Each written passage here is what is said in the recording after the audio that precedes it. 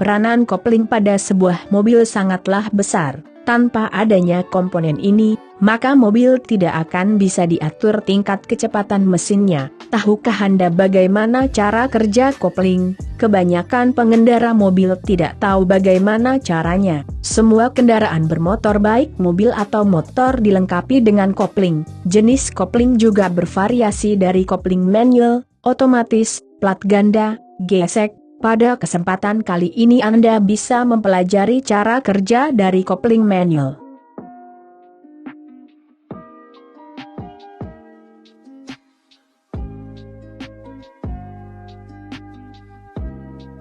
Kopling sendiri merupakan salah satu komponen mobil yang berfungsi sebagai penghubung antara roda gigi transmisi dengan poros engkol. Tujuannya agar roda belakang dapat bergerak. Fungsi kopling mobil adalah untuk menciptakan perubahan tingkat kecepatan dari mesin sesuai dengan kebutuhan pengendara. Kecepatan inilah yang akan mempengaruhi jalan dari kendaraan.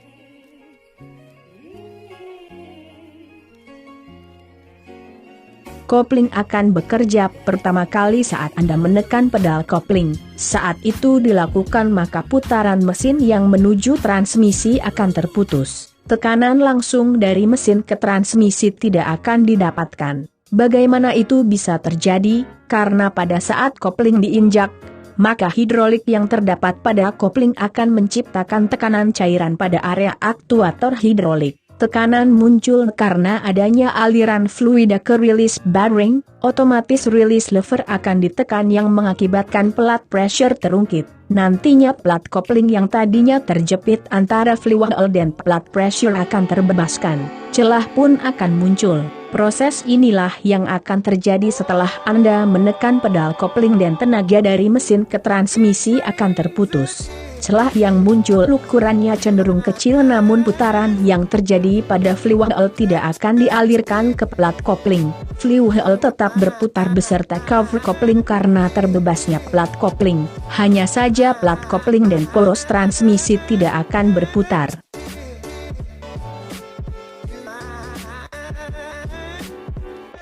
Cara kerja kopling yang kedua adalah ketika Anda melepaskan pedal kopling. Yang terjadi saat itu adalah liquid aktuator hidrolik akan menghilang. Hal ini membuat release bearing kembali pada posisi awal dan tidak ada tekanan pada release lever. Ketika pedal kopling dilepas maka pegas kopling akan bekerja menekan pressure plat kembali. Hal ini bertujuan supaya pressure plat menempel pada bagian plat kopling. Nantinya kopling akan terjepit dan fuel akan berputar dan putarannya tersalur pada plat kopling dan transmisi. Gigi mobil tidak akan bisa dipindahkan jika tidak memiliki kopling karena sistem transmisi tidak bekerja. Oleh karena itulah ketika Anda ingin memasukkan gigi atau menguranginya, maka kopling perlu diinjak. Tujuannya agar terjadi pemutusan tenaga dan perpindahan gigi jadi lebih mulus.